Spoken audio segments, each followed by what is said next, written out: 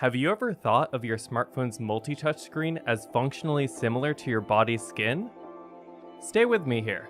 Both are able to sense multiple touches, and then both are able to make decisions and act on those inputs.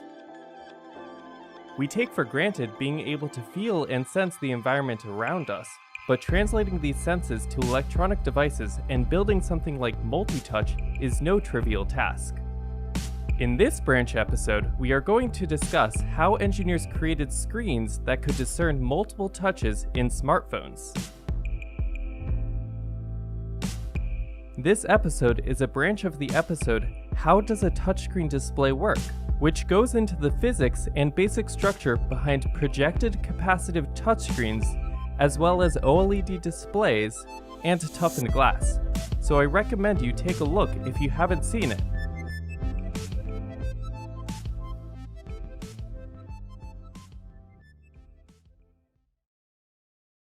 Okay, so let's dive in. This touchscreen is made of 40 rows colored in blue and 80 columns colored in yellow.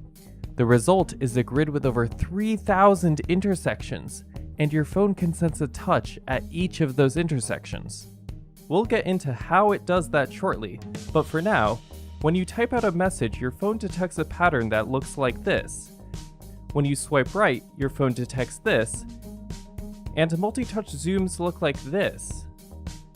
Even if you have large fingers, your smartphone can find the center of your touch. It can see the size, shape, and location of the tap or gesture, and then it calculates the X and Y coordinates. It also determines whether you left your finger or fingers on the screen, and if you swiped in any particular direction. Let's quickly review how the screen detects a touch at one intersection. Electrons with a negative charge are applied to the blue plate, which builds an electric field and causes positive charges to gather on the yellow plate. When a conductive material like your fingertip comes close, it interrupts the electric field and the change in positive charge on the yellow plate is measured. You might be wondering, how does my touchscreen work through the glass and screen protector? Well, this type of touchscreen is called a projected capacitive touchscreen because the electric field rises above the surface of the glass. So the touchscreen will work through protective covers as well as thin plastic or rubber gloves. Test it out. Grab a few plastic bags or saran wrap and see how many layers of plastic your touchscreen can sense through. Before we continue, let's simplify the grid from 3,200 intersections down to 200 intersections. Everything conceptually works the same, it's just easier to visualize. Okay, so with all the rows charged negatively, and the electric field built up, and the columns actively measuring to see changes in the electric field, we have a touchscreen, right? Well, not exactly. See, if we continuously measure each of these columns while all of the rows of electric fields are active, we run into a few issues. Say I tap here. Well, because the entire yellow column is connected, it can't distinguish whether there was a tap here or here. This is not a good touchscreen. We have to measure the entire column simultaneously, because if we break up the column and measure individual diamonds, we will end up measuring 3,200 points, and that is too many points.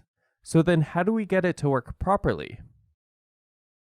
Well, the solution that engineers implemented was to scan or sweep the electric field along the rows very quickly, at a rate of about 10 microseconds per row. At any given time, only one row is on. Thus, only one row of intersections can detect a touch at a time.